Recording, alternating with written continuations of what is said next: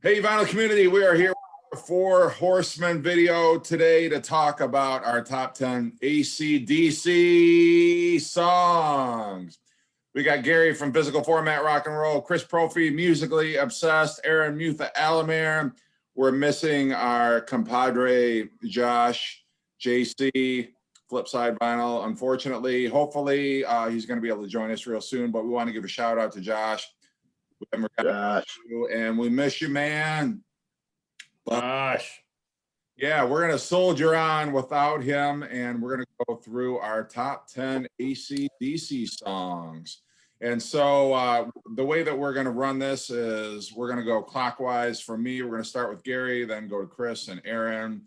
We're going to work our way through our top 10, starting with number 10. And what I want you to do before you get into your list is answer one question. Are you a Bon Scott guy or are you a Brian Johnson guy? And Gary, go. I am both of these You guys. can't say both, Gary. You can't say both. Okay, I probably have more favorite songs during the Brian Johnson era. How about that? That's about as far as I will go in that, but I'm not one of these either or guys. I love them both, so anyway. Very politically correct. Thank you. My number 10 song would be I.I.O. Shake Your Foundations off of Fly on the Wall. Yes, I think that's I don't like the production on this album because the vocals, I don't know, they're just very much in the background or something there. And the drums, sometimes they sound all right, but other times they just don't sound very like AC/DC style drums. The snare is so loud and you don't get the kick drum as well as some of the other AC/DC albums. That being said, that particular song, I love the stutter and, stop guitar on it. And just the title itself, I can't understand maybe necessarily what the verses are very well, but I can understand it when he says shake your foundations. And that's just a fantastic rock song. So that's my number 10. Nice. Killer. Yep. All right. Well, my number 10 is... Wait a minute, you didn't name your guy. Oh, Brian Johnson all the way. Okay. Yeah, I'm a Brian Johnson guy. All right, so I'm going with Power Up and the song Shot in the Dark. And, yeah. I think, wasn't that the first single off this record? Yeah, I think so. This album, though, is a return to form for them. I liked Black Ice and Stiff Upper Lip, and I forget other later ones, but oh yeah, Ball Breaker and all that. I like that, but I think this was really a return to form and kind of going back to the flick of the switch sound, which I love.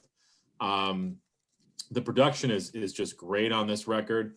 And I love the lyrics because, AC/DC, a lot of times we don't talk. It's not like they're a lyrical band. Like we don't listen to the lyrics and go, man, what does this song mean? Like, I want to put my love into you. What is the meaning behind that? But they just have some great one-liners, and I love the line in this chorus: "A shot in the dark beats a walk in the park." And the way Brian Johnson sings that, I just love it. And this is a very, very strong record. I agree. Chris, what was the B-side, The Shot in the Dark? I think it was a Rod McEwen cover, actually. Actually, well, I know it was actually "I Love You for Sentimental Reasons." It was a cover of the Nat King Cole song. Really? Oh, I can see them doing that. Yeah, it's very cool. I mean, Brian Johnson sort of has a crooning quality to his voice. He can croon like the best of them. Got the velvety pipes of Brian Johnson. Yeah. Silky smooth. Well, you remember the Frank Sinatra duets records. Yeah. And they did that Old Black Magic, he and Brian Johnson. That old black magic. Magic. Anyway. Yeah. All right, Wow. Bon Scott, or well, I already know the answer to this one because Aaron and I talked off camera about this one. But Bon Scott or Brian Johnson Bon Johnson. No, or Gary Bon Scott. Sharon. Bon Scott, but I like Brian Johnson as well. I'm a big fan of both. I grew up in the Brian Johnson era, but I've always liked Bon Scott's stuff better, a little better. Just I like his vocal style. So my number 10 is from Highway to Hell, and it's the song Walk All Over You. One of their heaviest songs. I love it. It's just got an infectious, just that heavy driving song there. I love it. Walk All Over You. It's just, yeah. It almost sounds like Brian Johnson on that one, his singing in a way. Yeah, I just want to go back to Gary here for a second. So Gary, I'm going to kind of throw you under the bus. So here we go. So Aaron was he said Bon Scott. Now look back to Gary's answer here. Gary said, I like more of the songs of Brian Johnson, but you didn't really answer the question, Gary. Who is Brian Johnson or Bon Scott better? No, see, he can't. Brian Johnson. There. Yes. I'm going with Bon Johnson. All right, so we got 2 for Brian Johnson, 1 for Bon Scott. All right. Yeah, I'm Bon Scott though. Definitely. He's just so unique, and I like how he's always hiding kind of over by the side, kind of always hiding behind Angus. It's kind of cool. I love that. But yeah, Walk All Over You is my number 10. Love it. I love their heavy, the heavier, dirtier side of their songs. Yeah. Which most of them are anyway, but that one just is an extra heavy one, and I always love that song. So this album might be coming up later too, or something. What was the name of that song again? Walk All Over. It's called one. It's actually. I was thinking of putting, One Night Stand from this is my number 10. But, well, you know what? It's a Bon Scott song, so I don't know. He had that one ready. All right, well, I'll go with Bon Scott and 2 and 2. Okay. trivia here. Did you know? Very unfortunately, prior to the album my number 10 album. Hold on. All right, reset. Prior to the album that has my number 10 song on it, very unfortunately, Bon passed away. He actually choked on John Bonham's vomit, and in 1980. But I am going to go with Bon Scott. I love Bon Scott. I love his sense of humor, the fact that he could do a double entendre like nobody's business. I'm very sad that Big Balls could not find its way into my top 10. It was there, but then it got bounced out at the last minute. oh, man. This video, we should just stop this video It's right off the now. rails. It's gonna go. Anybody watching right now, stick around because this is gonna Did you go make down. a pick? It's Did only you gonna make a get song or worse. All right. So Bon Scott. So we got 2 and 2. Very legitimately Bon Scott. But my number 10 song is Have a Drink on Me. Love that one. What's that Back in about, Jeff? Black. That song. Just a killer riff. Just so bluesy. That's a great one to throw on the jukebox if you're in like a smoky dive bar, and you want to get up on the bar stool and fucking dance. Yeah. But yeah, love that one. I want to go to a bar with a jukebox again, man. And I want to say that I want to be like, put the song "Have a Drink on Me." That's right. Hey, get me a bar stool. That's dude. right. Shots for everybody. Yeah, have a drink on me. All right. Yeah, White lightning. have some Dave Matthews wine on me. Have some DMB. Yeah. All right. Okay. All right. We're on number 9 now, Gary. Oh, I can't get over No. Did anybody realize you said he choked on John Bonham's vomit? Dave Matthews sucks. Clearly. So anyway, hey, what so before I go any further, I guess I wanted to clarify something. I decided to make it easier on myself. I took the album Back in Black and Highway to Hell, got rid of. I didn't pick anything off of those albums because I didn't want to be like Aaron and have 500 songs to try to choose from. So I thought, I mean, and trust me, probably, you know, a couple of my songs would have been off of that. Yeah. So I thought I'm going to go for other, you know, AC/DC has so many great songs. I can easily name 10 fantastic songs that are not on those two albums. So just in case anybody is curious why that was my thinking. If I don't name anything off of that, that's why, because those were like the biggest albums of each era. And when I say I like Brian Johnson better than Bon Scott, I'm not really particularly saying him as a singer or whatever. I am saying they were, you know, you kind of alluded, Aaron, you said you like AC/DC's hard stuff and everything. I feel like their heaviest stuff was with Brian Johnson. You know, with Bon Scott, they had heavy, trust me, some of my favorite songs are with Bon Scott, but they also had a lot of those just kind of Chuck Berry rhythm songs going, you know, that they weren't really that much of anything. So I just want to clarify that to all the AC/DC people. Anyway, my number 9 kind of goes against what I just said in a way, but it's it's Dirty Deeds. I know. Dirty Deeds. Yeah, I love that. Dirty Deeds and done dirt cheap. Oh. I love that part there. That one on my list. It almost made it. It's such a good song. Well, it's Yeah, funny that because is. that album. And I know I almost didn't pick it because, you know, we've heard it so many times, but I can't help it. To me, that song is, when it comes to Bon Scott, and you were talking about him as a lyricist and his sense of humor, it comes through in that, right? This, you know, that's one of those things that's like Aerosmith's Walk This Way. You know, hey, let's take an old movie title and make a song out of it. You know, Dirty Deeds done dirt cheap. They take that, make a fantastic song out of it. You can't help sing along with it. I love that chorus, that part that I was just singing there, where, you know, you can really hear Malcolm in the background singing when he did all that great background singing. Him and Angus, they had that voice type thing going. And then I think Malcolm was in the middle of the mix too. yeah.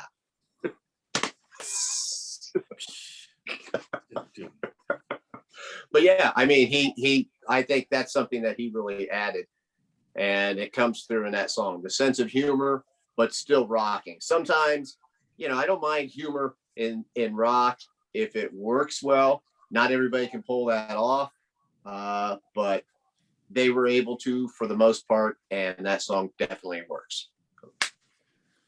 9.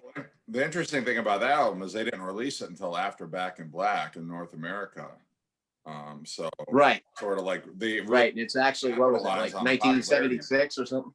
Yeah, and I'm sure, you know, I can't imagine like somebody who was discovering AC/DC for the first time when Back in Black came out, and then they released Dirty Deeds Done Dirt Cheap afterwards. You're like, who's this Bon Scott guy? What is this like? It just seemed like a really weird why they didn't release it prior to, but like whatever. I think it's a great album. Yeah, it is. Love it. Right. Well, I almost put Shake Your Foundations on my list, Gary, because I love that freaking song. But my number 9 is the title track off of Fly on the Wall. I love this record. This record is very underrated, and I love the. I mean, I'm all about the cover artwork too. I mean, I was a big. Well, growing up in the '80s, I loved the Porky's movies.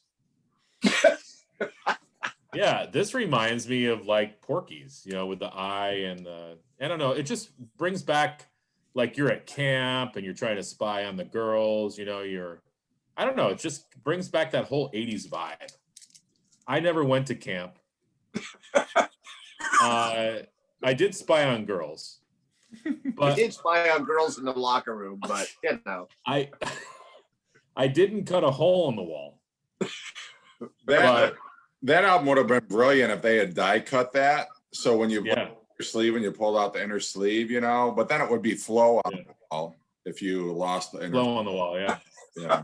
or glory hole on the wall. Yeah. Yeah. And it's a whole different So, thing. I'm telling you guys, anybody watching this video right now, just stop right now.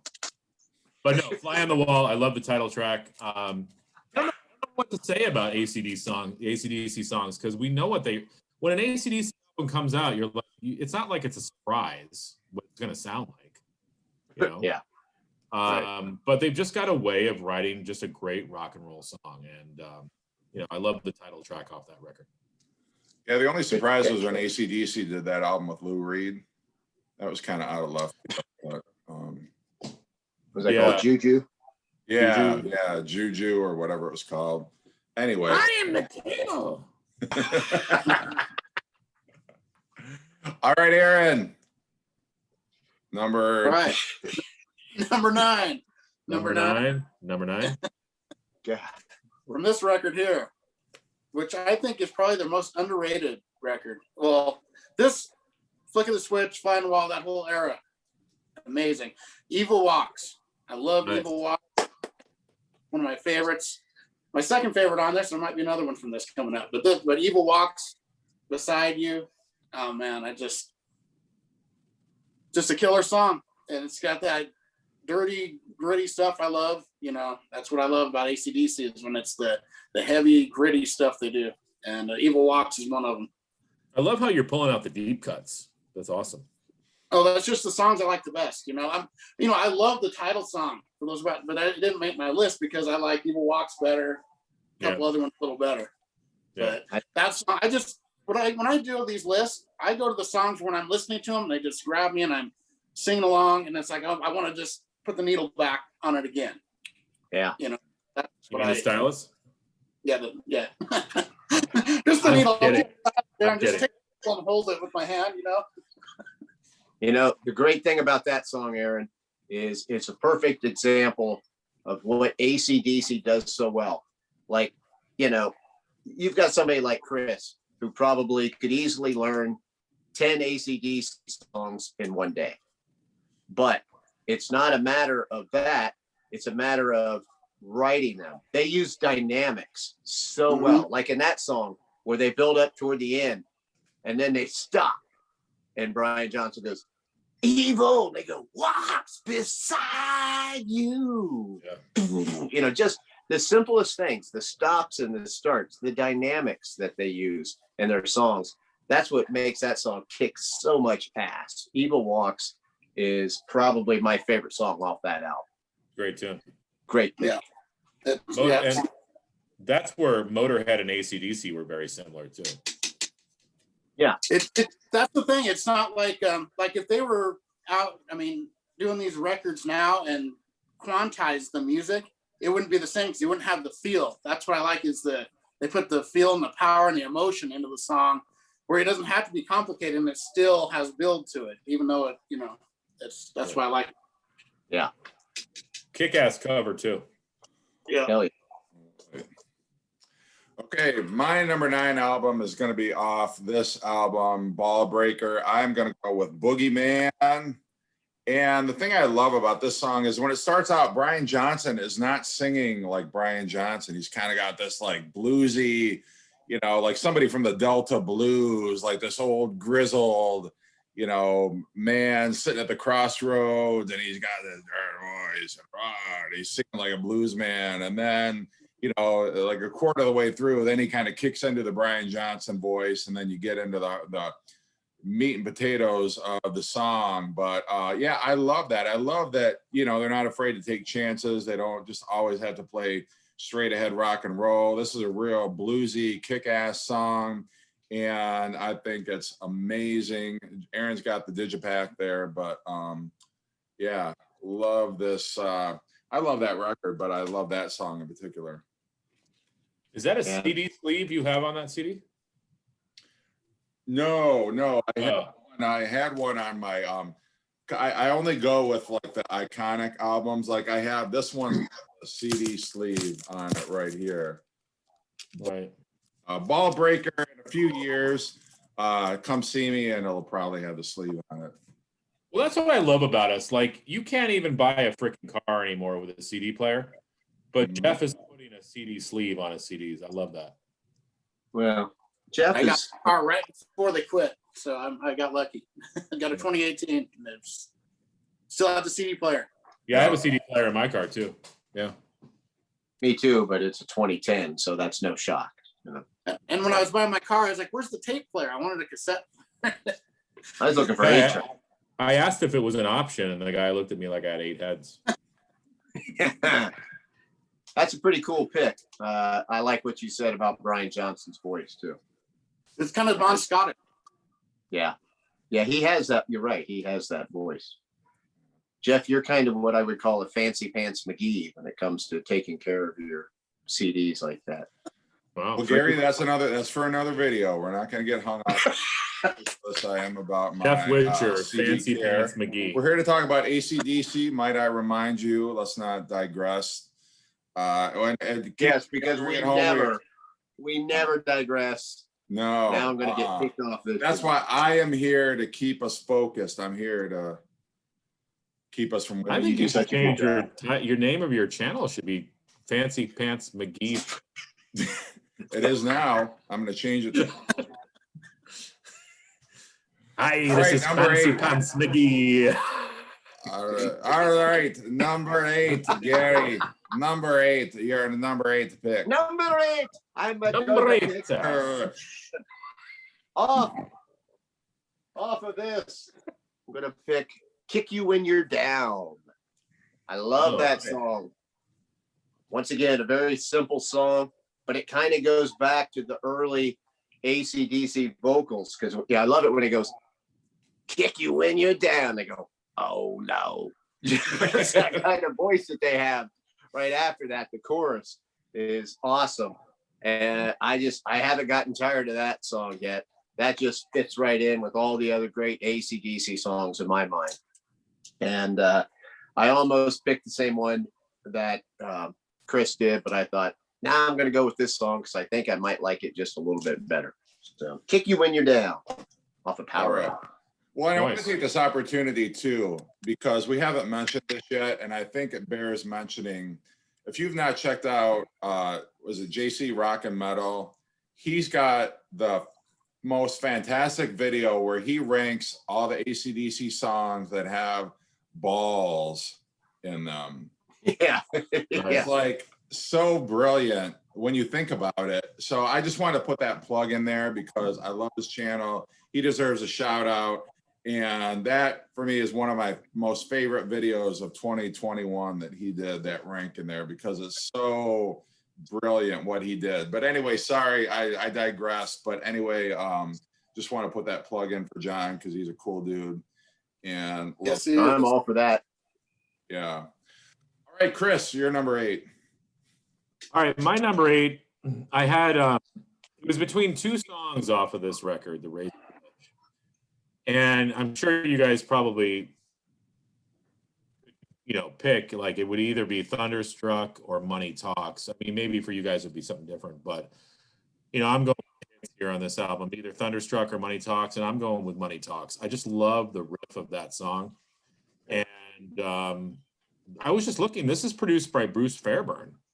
So The late AC/DC going, yeah, AC/DC going for, this came out in 1990. So I think they were kind of, because didn't Bruce Fairbairn produce the Aerosmith records? He did. He He produced did Aerosmith. He did Heart. Yeah, he Yeah. did the last. He So- did Yes. He did the Yes album, The Ladder, and in fact, he passed away towards the end of producing that album. And John Anderson actually was the one who found him.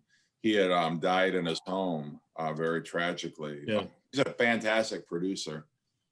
And I think he brought a cool sound to AC/DC, sort of an updated sound. And when you listen to Money Talks, the riff, it sounds totally different than anything they would do. I mean, we know an AC/DC riff, but that Money Talks riff is a little bit different, and I bet you Bruce Fairbairn had a little bit to do with that. But it's a great song. I like it better than Thunderstruck. So that's my Well, number 8. That's a great album. And in fact, the hard rock station that I grew up listening to, at the time, when that album came out, they were playing Soundgarden, they were playing Alice in Chains, they were playing Pearl Jam, they were playing Nirvana, they were playing Screaming Trees, like that stuff. But they were also playing AC/DC, they were playing Thunderstruck, they were playing Money Talks. That's how contemporary and how successful that album crossed over, because that was when the whole grunge movement was totally taking over airwaves, and yet that album still found room on the airwaves, and rock stations still worked that into their playlist alongside all of those grunge bands that were coming out at the time. So AC/DC, I mean, give them credit. 70s they were popular, 80s they were popular, 90s they were popular. They've transcended. Well, here's what it is, though, and you were kind of alluding to this, is that every 5 or 6 or 7 years, we need AC/DC, because it's almost like they're like a palate cleanser. It's like, okay, that's what it's supposed to sound like. Like, the new fashions come in, and the Pearl Jams come in, and the Green Days come in, and the tacos come in, and then it's like, we need AC/DC just to kind of level the playing field again. Well, the thing about AC/DC, they never. I love Taco. I love their version of Putting Ritz. Yeah, that was just an odd. Well, but the thing about AC/DC is they never, during the course of their 50-year career, they never lost the plot. They never did a disco album. They never did an album of strings. They never did an album, that was like a dark, gloomy, grungy album. They never did an album with synthesizers. They knew what they were. They stayed in their lane, and people loved them for it. You knew what you were going to get when you bought AC/DC. You weren't going to have to worry, oh, geez, are they going to try and incorporate some kind of, whatever the new trend. Is this a symphonic album by AC/DC? Yeah. Yeah, I agree with you on that. And I was if we were gonna do honorable mentions, I'd pick Mistress for Christmas. That's my favorite holiday. I kind of thought Aaron might pick that one. I like that one too. I want a Mistress for Christmas. Tony Bennett, I think, covered that.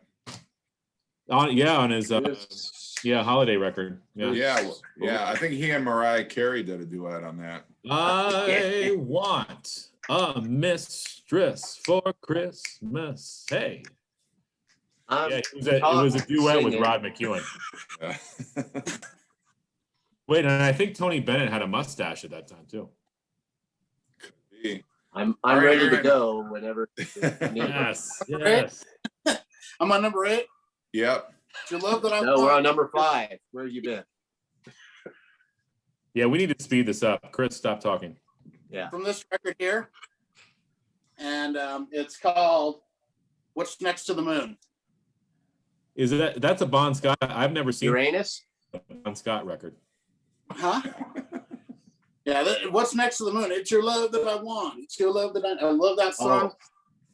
It's just such a killer song, and it just has a slow build, and it just kicks ass. Love it. And it's not really one you think of that much, but it's my favorite song from this record. And going back, Highway to Hell's always kind of been my favorite AC/DC record, but going back and revisiting all this one is really close. Like every song in this is so good.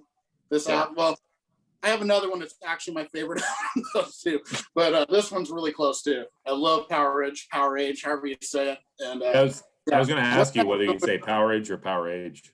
I always say Power Age, but Yeah. you know, Well, that song sounds like a Frank Sinatra song. What next to the moon? Let me play among the stars. it's right between Sim City and Gone Shooting, and it's just a killer song. And when that chorus comes in, it's just like, driving. Love it. Yeah, What's Next to the Moon right there. I'll have to listen to that song again. Huh? I'll have to listen to that song again. That's a good one. It's I love it. It swings, baby. All right. Yeah. It's an AC/DC swing song. Yeah. Yes. Big Those band. songs do have swing to it a lot. Yeah, I mean, Mhm. All right. I just want to point out Jeff is wearing a Sabbath Bloody Sabbath t-shirt. he didn't get the memo. God's sakes. Well, that's so ironic you say that because my number 8 song is Sabbath Bloody Sabbath by Well, I tell you what, and like you had said, if you're not wearing an AC/DC shirt, Black Sabbath is the next best. That's right. Yeah, I don't have any AC/DC Purple. here in my closet, so I figured, well, Sabbath is the next best thing, I guess. All right, my number 8 song, and this is a fantastic single. It's the last album with Bon Scott. I am going with the title track off of Highway to Hell. What a fantastic single. Can we just break down this track, first of all? There's nothing more catchy or infectious than when you just have a simple guitar riff and then you leave some space for the bass and drums. I mean, think about this track. Boom, boom.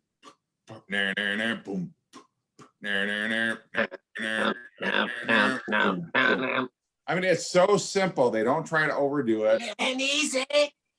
Yeah. Hell.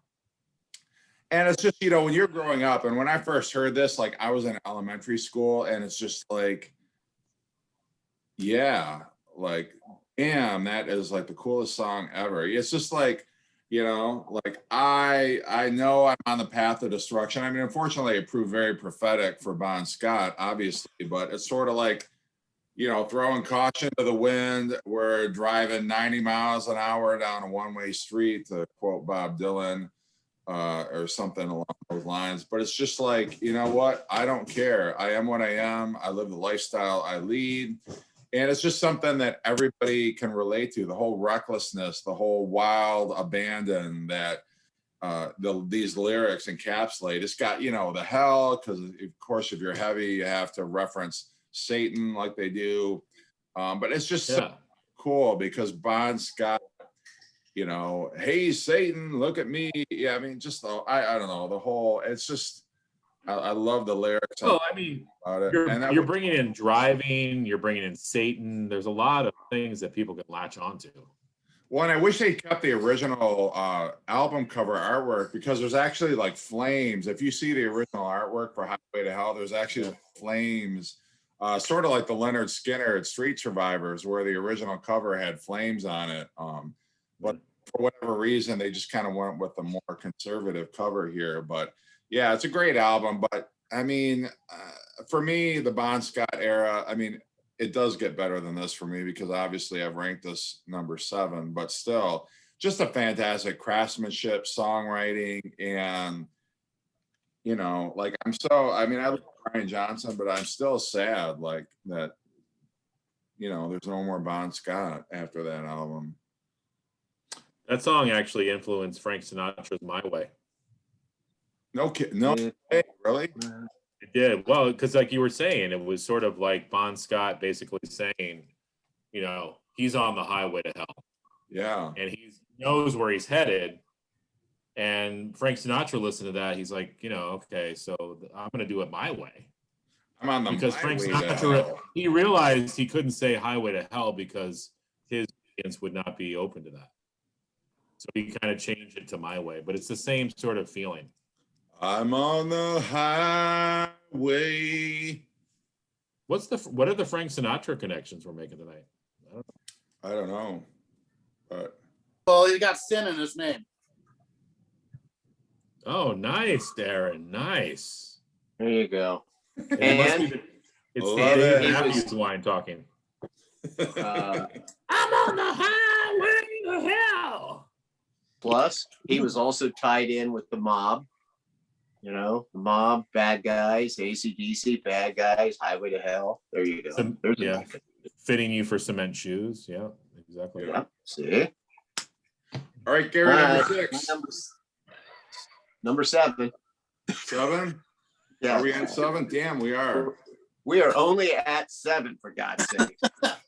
Come on, we got to get this video rolling. My number 7 was going to be Evil Walks, but Aaron picked that, so I am changing it to the Stiff Upper Lip Ooh. title track. The song Stiff Upper Lip. Just like the Boogeyman song, Brian Johnson starts out with that lower kind of talking voice, and he goes, I was out for a ride on a bit of a trip. And then he comes to the part where he goes, I tell all you ladies, I was born with a stiff upper lip, like a dog on the hook. And then they go into it. It's just a great, mid-tempo, predictable song after that, but it's perfect. And I just love the chorus. I got a stiff upper lip, the way they accent it after every time they say it. I think it's sung well. It's played well. I think it's just a perfect AC/DC song. And I think it kind of gets overlooked.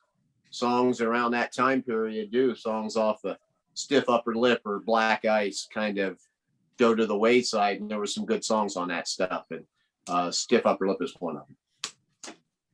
Great choice. Nice. Thank you. Well, my number 7 is I'm actually going to pick a Bon Scott song.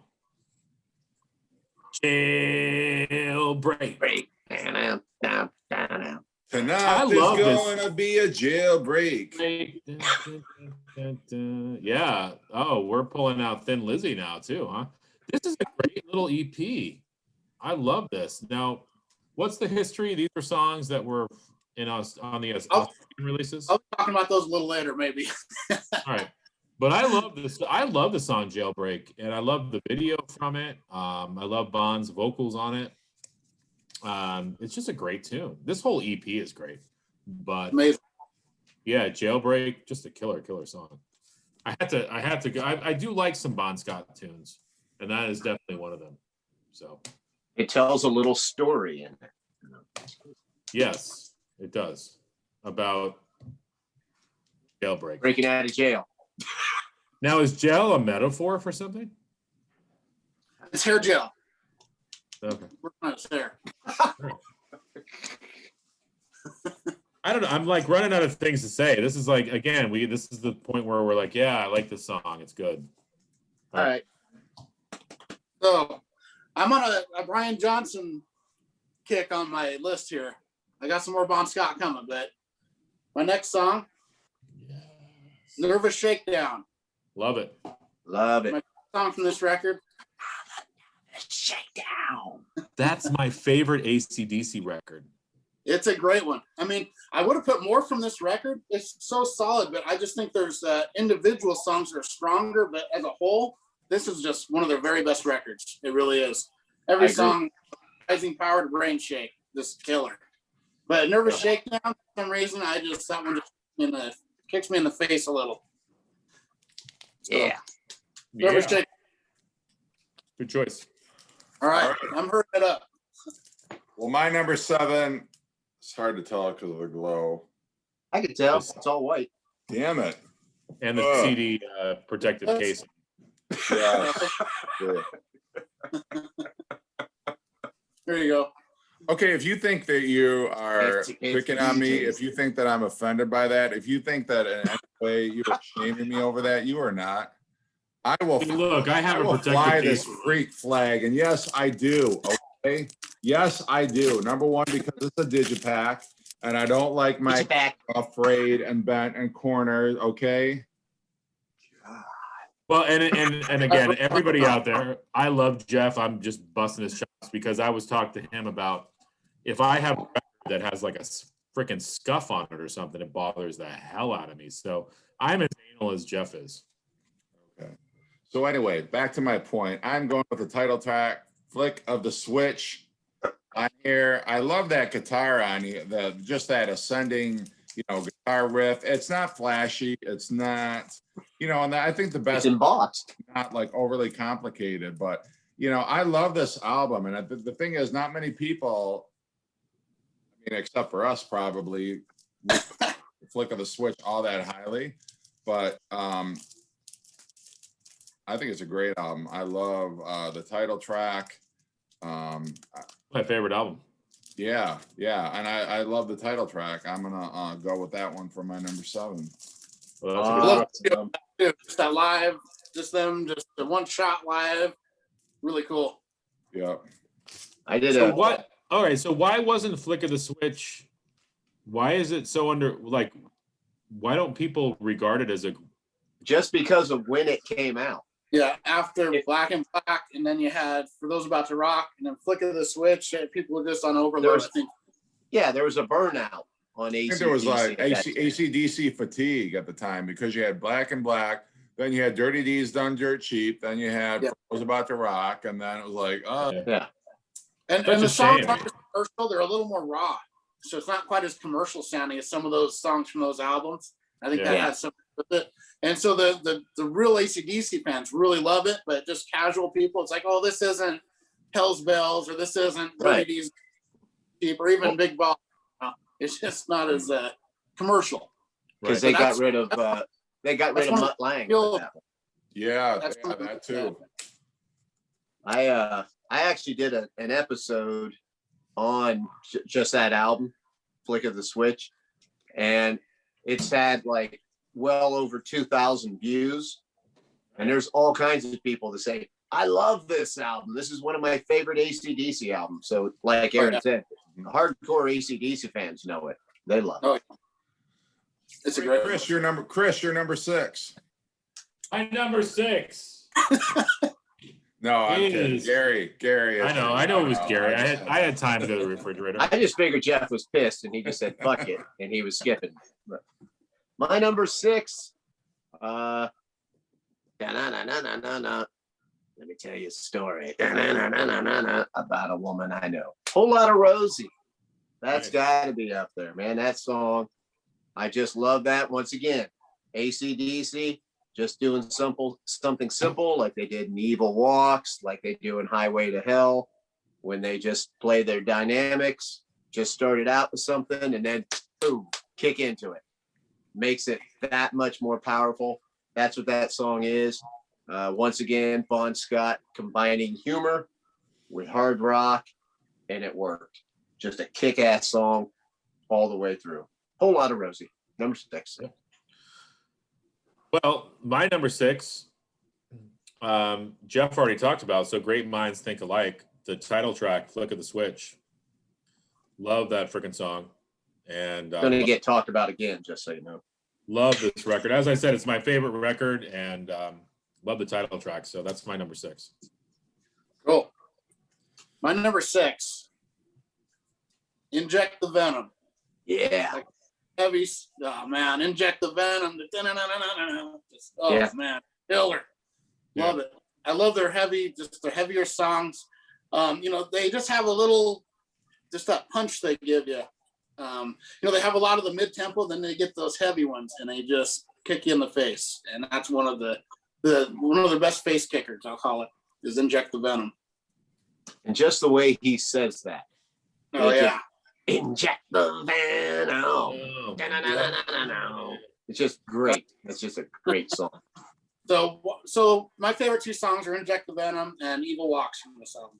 Even though Put the Finger on You and COD were really close to making my list. I'll tell you. Yeah, I love COD. That's a great. COD, Care of the Devil, so good. Almost made it. It's What on is, this. what is Inject the Venom about? It's about snakes. huh? It's about snakes, right? Oh, I thought it was about like wasps. It's they've been listening to Wasp, Animal, and they wrote Inject the Venom. Oh wait, but then it's about Venom. So it all comes from Michael J. Fox and Teen Wolf. Yeah, there's a connection.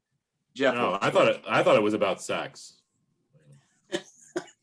Well, that would be weird. It's a Yeah. double meaning, triple meaning. Yeah, AC/DC really didn't get into that a whole lot in their song. Yeah, So Let me put my love into you. yeah. that's all about peace and love, baby. Yeah, it is. All right. About a peace. All right, my number 6 is going to be out the Power Edge album, and I'm gonna go with "Give Me a Bullet," which is sort of, I don't know, the whole idea of the whole song is like, you ask somebody for a light for your cigarette, Like, just, hey, give me a bullet. Like, you got a spare bullet I can borrow? Yeah, can I bum a bullet off of you? Yeah, sure, no problem. I got one here in my pocket. Here's a bullet. You know, just I don't know, but I think it's a kick-ass song. I love this album, and this one for me is just kind of the centerpiece. I think it's great. It's a nice boogie rocker, and yeah, I don't know, why not? Why? And not? that is how you pronounce it. Power Edge. I thought so. Power Edge. Yep, Sounds like something you need ointment for. exactly. That's Doc, what they I got a little case of Power Edge. Got to go to the pharmacy. Yeah. Got to go to the Rite Aid to pick up my Power Edge cream. All right, Gary, number five. We did that lightning round. I'm proud of us. Yeah, let's Number just five, We didn't fuck around with off, number 6 picks. off a flick of the switch, I'm going with This House is on Fire, Nice. This house is on fire. which almost sounds kind of like Inject the Venom when I think. Yeah. But I like the version too. I like when they do that whole thing. I'm not sure what you call it. What do you call that, Chris? When you leave one string open and you move, you move down the scale on another one. You get that ringing with it. No idea, Gary. Kick-ass guitar. There's a term for that. I But don't know. Guitar. anyway, they do that. They use that on this song, and I think it sounds awesome. Just another kick-ass AC/DC song. I love the chorus, the way Brian Johnson sings it. I try to sing along. I burn my voice out every time when I do it. Just another great song off of a fantastic album. Number 5. All right. Well, my number 5, Gary already talked about. Whole Lot of Rosie. I think it's about a prostitute that Bon Scott. Did you already say this, Gary? I don't know. I was drinking. No, I don't use that word. Go ahead. All right. It was about a prostitute that Bon Scott was seeing, I think, and she was a bigger girl. So she was a whole lot of Rosie. And didn't the Smiths have a song? Some girls are bigger than others. Yes. Girls' mothers are bigger than other girls' mothers. I knew I always I'd thought get that should Jeff be an on that one. AC/DC song. Absolutely. Yes. You know, when you see them in Some roses are concert, bigger than others. they Yeah. have that big inflatable Rosie that comes up like over the stage. It's pretty cool when they do that. Well, there's so much I want to say right now, but I'm not going to. I'm not going to say it. So that's my number 5. All right. My number 5 is maybe the heaviest song they ever did. Title song, The Razor's Edge. Love it. It's by far my favorite from this record. I mean, Thunderstruck is good, but I've heard that's the only song I'm kind of burned out of AC/DC is Thunderstruck, even more than You Shook Me All Night Long for some reason. That's But, why I went with Money Talks. Yeah, but The Razor's Edge, that is just the heaviest. Almost sounds like, like it'd be in a horror movie or something, Surprised they didn't, well, they couldn't use it on Maximum Overdrive because it came out after, but they definitely could have if it was released back then. It's just a menacing song and kicks my ass. Razor's Edge. Deserves the slow clap. So All I right. get all melted there. Now, my Good number choice. I love 5. this one.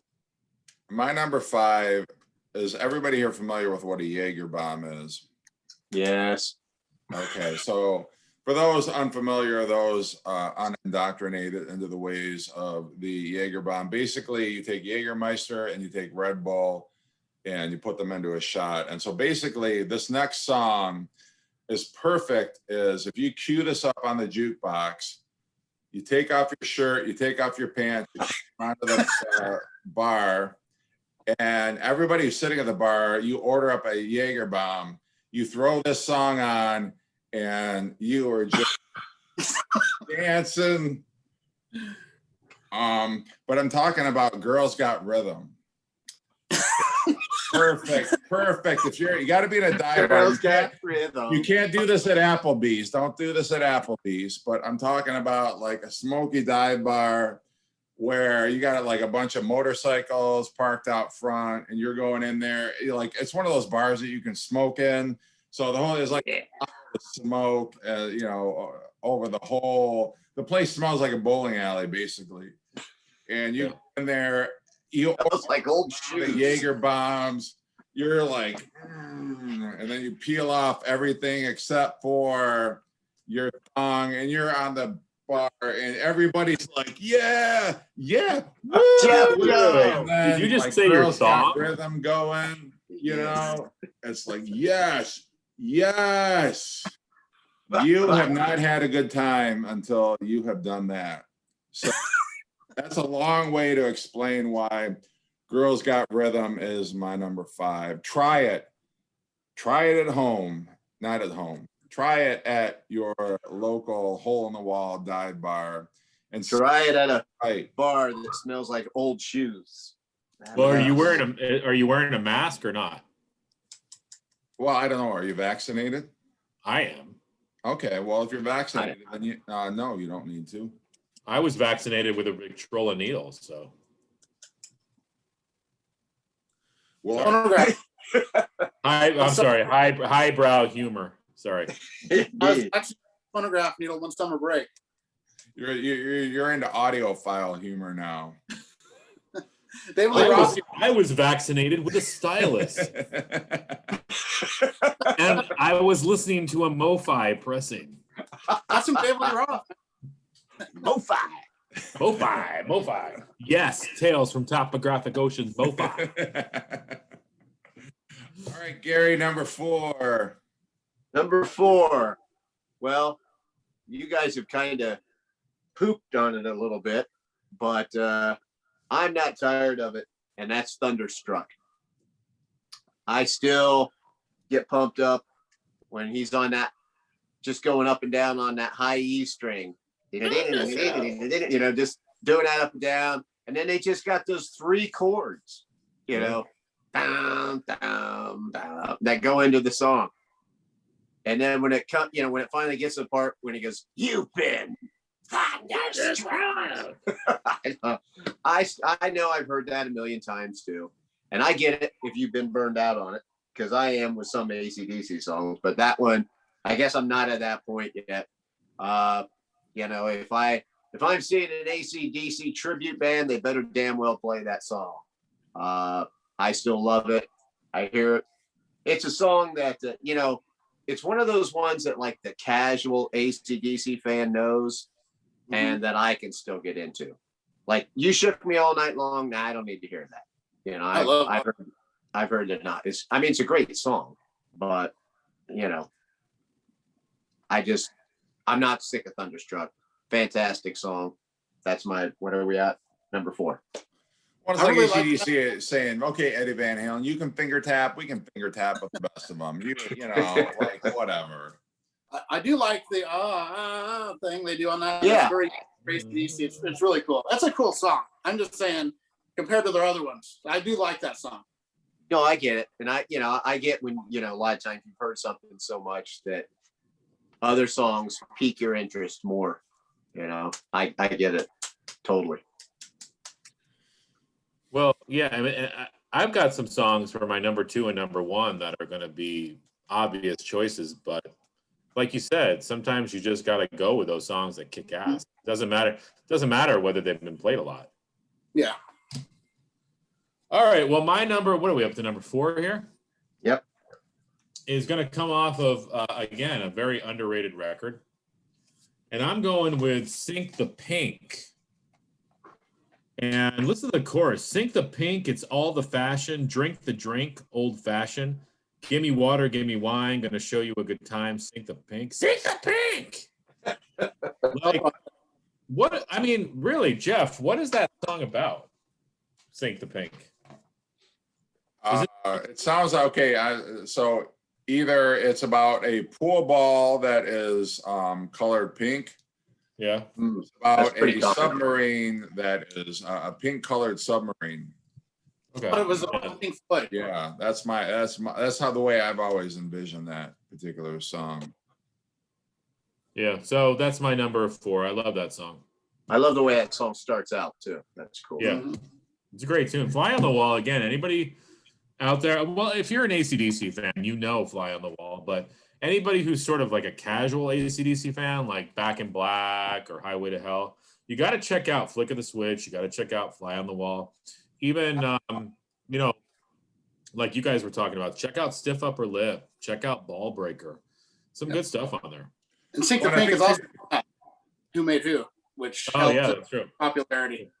Chris, and I think another interpretation, I think it's no coincidence that during that time Pink Floyd was breaking up. And so Roger Waters could be seen sinking the pink when he Yeah, away from the band after right, the Final Cut album. right, Hmm. right. No, definitely. Never thought of that. Coincidence? Yeah. All right, my number- Aaron. This is from my very favorite, I was saying Pink Floyd, my very favorite AC/DC record, the Australian High Voltage. And this Oh is yeah. totally- Okay. So now Aaron's got to show the Australian release of the Of Of course. This is my favorite AC/DC record, and it's amazing. It's got only like 2 or 3 songs from the American High Voltage, and the rest of them, 3 of the songs, or 4 of them, are on Jailbreak. So it's got a bunch of the stuff that's on Jailbreak, except for the song Jailbreak. All the rest are on this. And my song I'm going for is only on this, though. It's called Love Song. It's the only ballad they ever did, and it's just so unique for AC/DC. It almost, at the beginning of it, it almost sounds like a prog song, like progressive. Like, is this Styx or Jethro Tull or something? Like progressive sounding music. And then it goes into this haunting ballad, and it's just so killer. And a lot of people don't even, Angus Young has been quoted as saying that he hates that song because it's so different for AC/DC, but I love it. And it's called Love Song. And if you have never heard it, check it out. It's just nothing like they've ever done. It's actually their very first single too. And on the B side was Baby Please Don't Go, I think. But Love Song. my Which third appeared favorite. on 74 Jailbreak. It's not on that though. That's the Oh, only Baby one. Please Don't Go, though. Yeah, that is, yes. Yeah. As long and a couple more. One of those might be coming up too. So, but yeah, Love Song. And if you haven't heard it, check it out. It's kind of haunting, and it reminds me of another song. It just has this, and I can't think of what it is. It's in my head, but it's just really cool. I love it. Well, Love Song from AC. There it is. Did that Right. song, did it come out on any like American CD compilation or anything like that? Yeah, I like it. In 2009, they had one, and I can't remember the name of it. It was on that. I can't remember the name of the compilation, but it was on that. Love Because Song. I'm thinking High Voltage is probably kind of a costly record to get. I'm thinking. Yeah, I think this is a bootleg. It's an unofficial press. It only cost me like $25 when I bought it. It's on this. It's on Albert Productions. Sounds amazing. This record's one of the best sounding records I have. And Prince Albert in a can. yeah, Prince Albert and the Can Productions. But seriously, after this, go check out the song "Love Song." You'll see what I mean. It's really good. Yeah, I've It's never not heard the it, best song either. I never heard it either. but I'm very interested to hear an AC/DC prog song. So Well, it's kind of just the beginning is, and then it goes into this ballad. It's kind of a Oh. ballad, but it's a rocking song at the same time. It's just like nothing they'd ever done. And every time I hear it, it's just like I go and I want to like put it on again. I just love it. Well, that's what inspired Yes for Tales of Topographic Oceans. Well, it's High Voltage, yes, Yes. yes, High Voltage, rock and roll. All right. Well, if we're gonna whip out our Australian versions, that's the way if that's the direction this video is taking, then Wow. I will raise you. I'll see your High Voltage, and I will raise you a Let There Be Rock, an Australian issued cassette. This is the Wow. album artwork for the Let There Be Rock. But for those of you who might be more familiar with this cover of Let There Be Rock, I'm going to go with the title track from Let There Be Rock, which is basically the history of rock and roll as told by Bon Scott so eloquently. Love this song, love this track. You know, it's sort of like the light and then the heavy and the chorus. but he just has a lot of fun with it. Definitely, it talks about their rock and roll influences, and it's a great track. I love this cover better, truth be told, and I know I'm going to take a lot of crap from any Australian viewers, but yeah, Let There Be Rock, my number 4. Killer song. Yeah. Love it. Cool. The what AC/DC song isn't killer, though, really. They're all badass. Okay, my number 3 is Sin City. Nice. It's just a good one that I liked. I like Bon Scott, when he has the sense of humor in certain songs or whatever, but I also like it better when he's when he's playing it straight and he sounds kind of like a badass. And to me, Sin City is one of those songs. Going back down, down, down, down to Sin City. Down. It's just a cool driving song. And it sounds, like you said, Aaron, earlier, I'll use the term menacing. It has that sound to it. And I've always loved that song. Still love it now. Sin City. Great song. Well, my number 3 is off of my favorite AC/DC record. And did anybody pick Rising Power yet? No. No. Rising Power!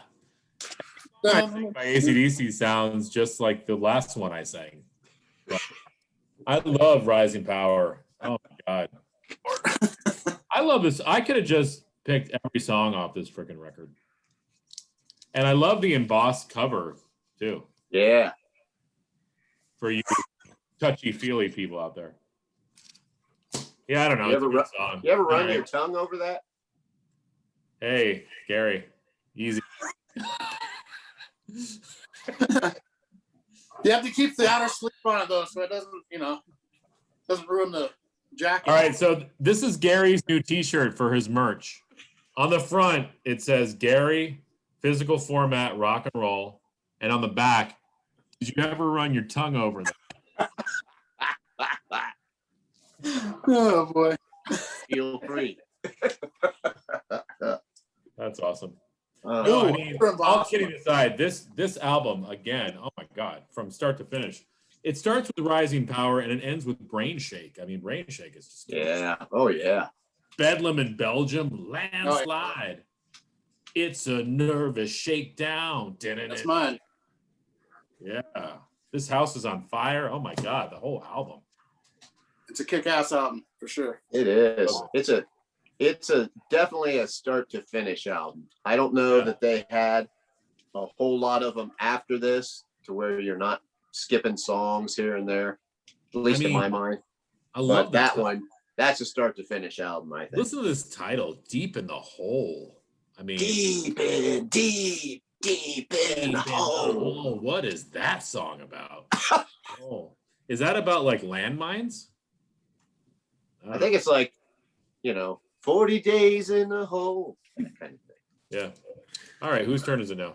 It's my number 3, and I got another for the tongue because it's another embossed here. Ah, yeah, there you go. So my number 3 is my only song that made it from this, but I do love this record. It's a title song, Back in Black, and if there's one song where it just brings me back to being in high school, partying, just that feeling of invincibility, just that makes you feel invincible when you're listening to that. Yeah. I know it's a popular song and everything, but I just love Back in Black. This whole album, of course. There is But no that song problem with picking popular songs. Like there's no problem picking a popular song. Yeah, no, I picked those songs that move me the most. That's what I said. I did popular, not popular. I have some obscure, then I have Back in Black. So, but Back in Black, Back in Black, it's just amazing, and just has that attitude. I love the attitude and the invincibility factor of it. Listen, I love the song "Another Brick in the Wall," and we hear that on the radio all the time. But I love it. I love it. Yeah. Yep. Part 3 or whatever the hell it is. Part 2.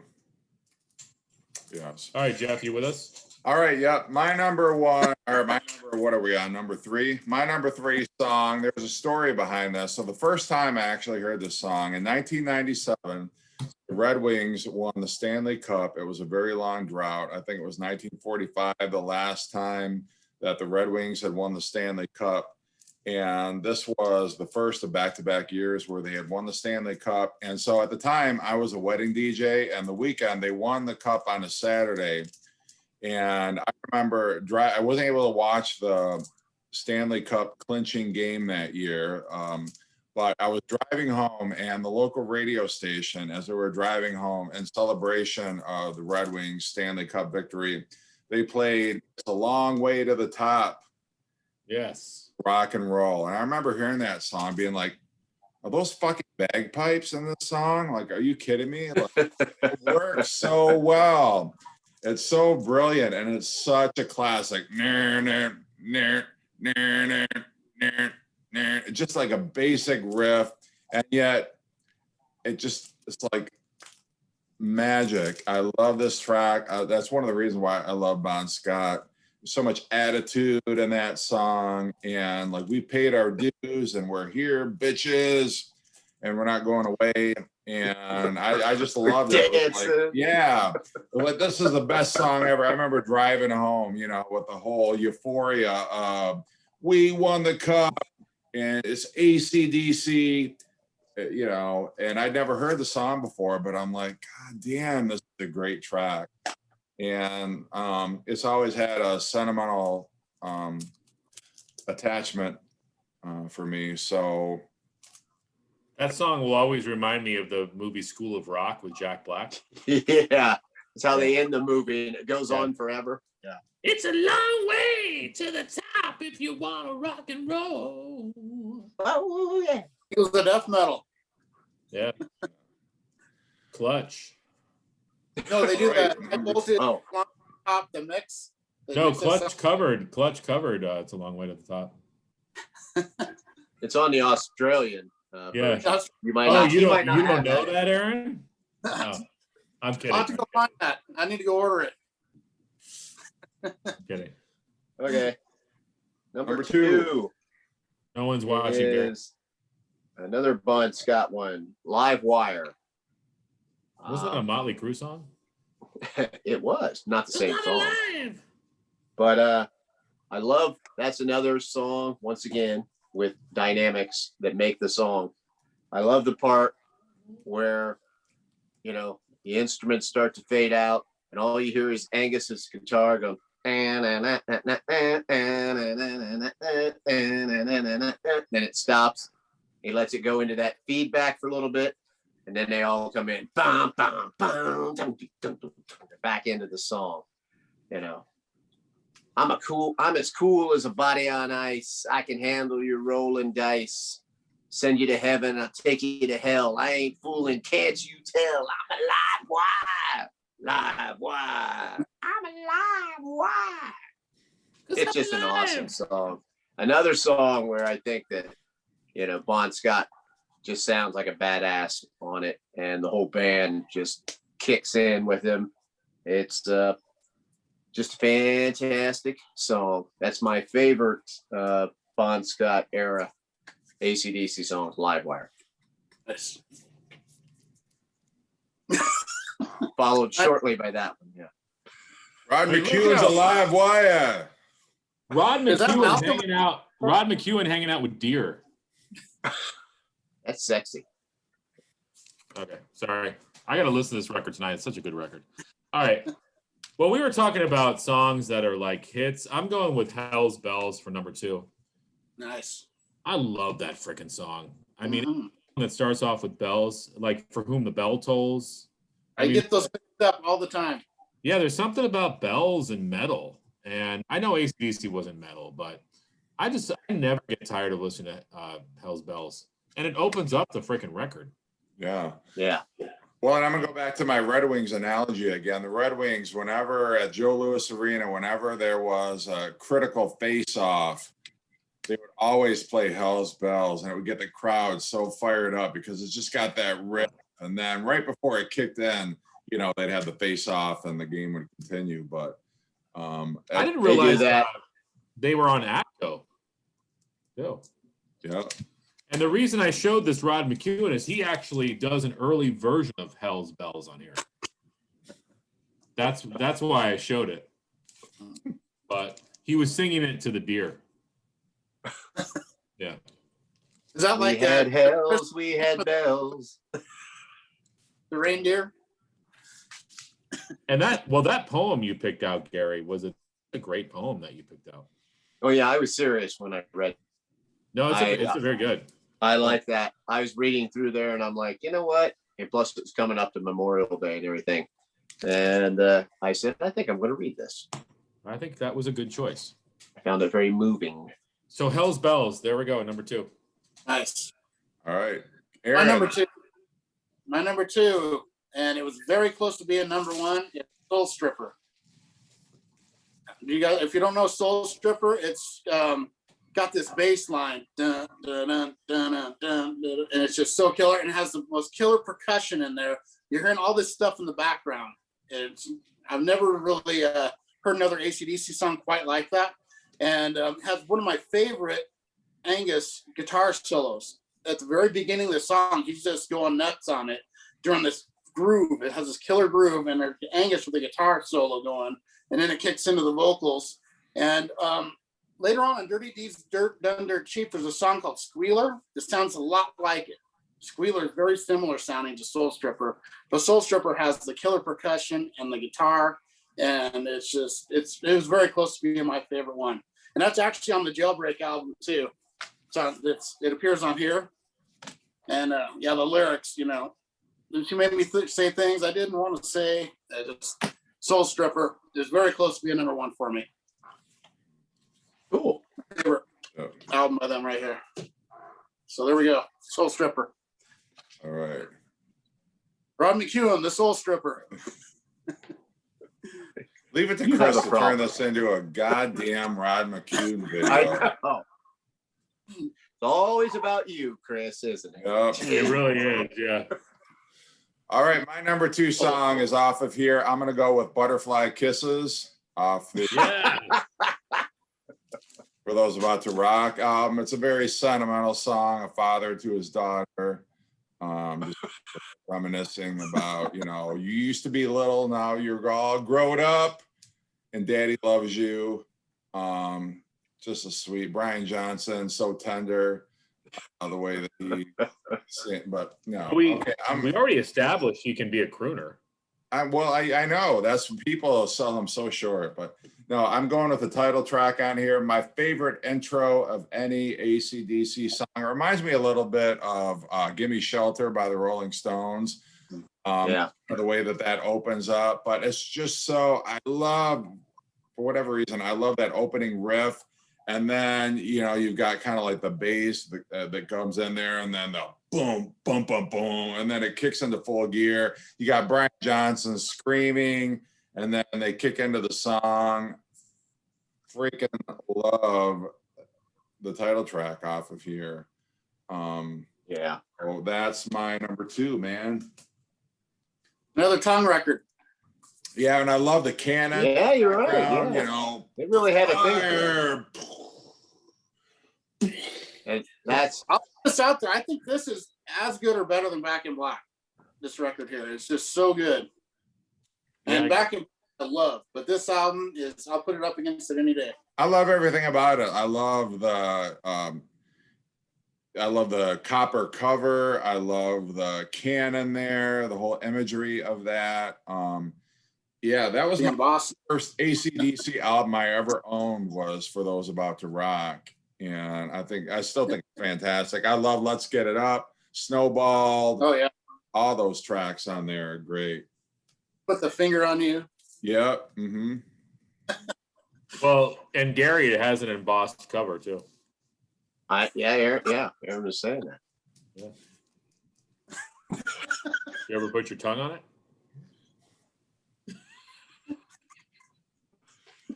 All right, number one. I will. The other thing about For Those About to Rock is Aaron's a drummer. When that part where when the drums first come in, And the way he so slowly comes in, boom, boom, boom, boom. It's like almost hard to do it. Caveman. Yeah, at that pace, but it's so perfect and it fits in, you know. Then they just slam into this song. And it's a kind of a slow song, but it really rocks. And at the end there, you know, I don't have you guys seen AC/DC in concert? None of you have. Well, that's how they end the show. And you know, the first time I saw them, because I've seen them a couple times, and those cannons, man, they got all those cannons up above, and they, you know, when he goes fire, they just all go boom and blow up, and it like shakes your skull, man. It is awesome. It's probably why my hearing is shot, but it's an awesome concert moment. My number one, you know what? You guys have talked me out of my number one, and I am changing it only because my number one has been well represented. So I feel good about that. And I am going to go with one of the overplayed songs that I still love, and that is Shoot to Thrill. That song still gets me going. I don't know how many times I've freaking heard that thing, but I don't think it's overplayed though. It's, I don't know, I hear it a lot on the radio, seems like. And I just love that. Shoot to thrill, play to kill, too many women with too many pills. Yeah, that's just awesome. Awesome lyrics. It's so badass. And, you know, we just mentioned, you did a minute ago, Chris, you said, you know, well, I know AC/DC isn't metal, but Back in Black, a lot of that to me, I don't know, that sounds metal. It's pretty heavy. I just think because we think of AC/DC as just pure rock, but I don't know. Some of those songs are pretty heavy. You think of the way it's just as heavy as Saxon for the most part, or, you know, so a band like that. So that album is just a great album. And that song, Shoot to Thrill, awesome. One of Brian Johnson's best. Yeah, back in the 80s, they were considered metal. I don't care what anyone says. Back in the 80s, it was metal. And so I still say they're metal. That's how I am. You can't rewrite history. You know, that was metal to me. Because on Headbangers Ball, it's metal. Yeah, you're right. They did. Yeah, they did play. So we could say they're part of the new wave of Australian heavy metal. Starting way back, yes. Yep. It was them and Rick Springfield. Yeah. My number one has already been talked about. For those about to rock, we salute you. Yeah, I had to go with that song. I just love it. Love the cannons. It's just like the AC/DC theme song, you know? It is. AC/DC had a show, a reality show. That would be the song as the... It wouldn't be Big Balls? No. Well, it would either be that or a Rod McEwen album. No, but I had to go for those about to rock, and I know Jeff picked it for his number two. Great song. This is a great Those song. about to rod. Yes. Yes, for those about to ride. McEwen. So my number one, if it's up to me, my number one has been my favorite AC/DC song for probably 30 years. It's off Highway to Hell. It's one of the singles. Touch Too Much. Always been my favorite. Love Touch Too Much. You know, the body of Venus with arms or whatever he said. Yeah, that's awesome. I love the lyrics. I love just that groove of it. Touch Too Much. It just kills me every time. And every time I hear it, I crank that sucker up. And to me, that's my favorite AC/DC song. Has been for 30 years. That's the easiest part of this whole thing. I knew it was Touch Too Much, and I knew Soul Stripper was number two. After that, this was a hard list to do. But those two are neck and neck for me. And Touch Too Much. Yeah, that's a great song. That's probably my favorite song off that album. It's a great one. It is a single, and you know that's why I say I don't care if it's a single or not. I just go with what I like, and that's but I don't think of that one as like a big single. Yeah. That was played as much as, you know, the other ones we think of, but yeah, it was a popular song.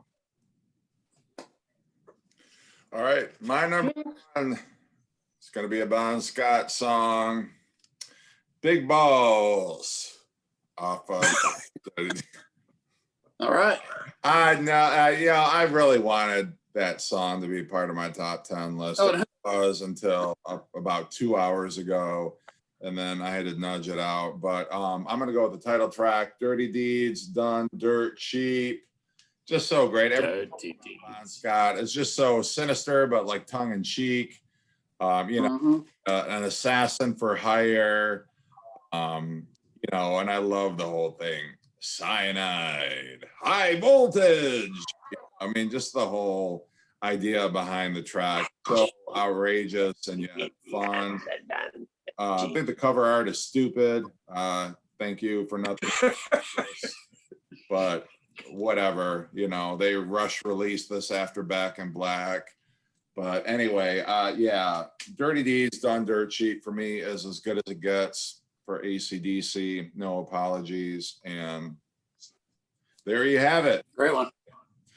All right, Aaron, what were your honorable mentions? Well, we talked about most of them, but I have a couple I wanted to throw in because they didn't. I was hard for me not to put these in. The song "Who Made Who." I love that song. I wish that would have made my list. "You Ain't Got a Hold on Me." Really great song. "Night of the Long Knives," one of my favorites. Love "Night of the Long Knives." "Put the Finger on You," we talked about. "Playing with Girls." I love that song from Fly on the Wall. "Problem Child," "Down Payment Blues." These were all ones I was wrestling with putting on here. And actually one from here, "Safe in New York City." Love that song. Yeah, that's a great song. Yeah. Love. Yep. And COD, "Kicked in the Teeth." I mean, all the rest of them had been mentioned. So I just wanted to throw those in there. Well, and the sad irony. All the rest of them I kind of put up here when they came up. Yeah, the sad irony of Safe in New York City is that was released like the year before 9/11. Like it was released right before. That's a great. Yeah, that's a It's track. Mhm. along the lines of 9/11, and I'm being serious with this. Slayer had an album called "God Hates Us All" that was released on 9/11. That's what's freaking crazy. Yeah. Didn't mean to Leave bring it it to down. Slayer. Didn't mean to bring it down, but yes. Yeah, well, I started it. So, but anyway, that's AC/DC top 10. Thank you again for watching. Hope we didn't offend too many people's sensibilities, but The switch with your sky high. we'll be back next week with a different topic. But thank you again, everybody, and take care.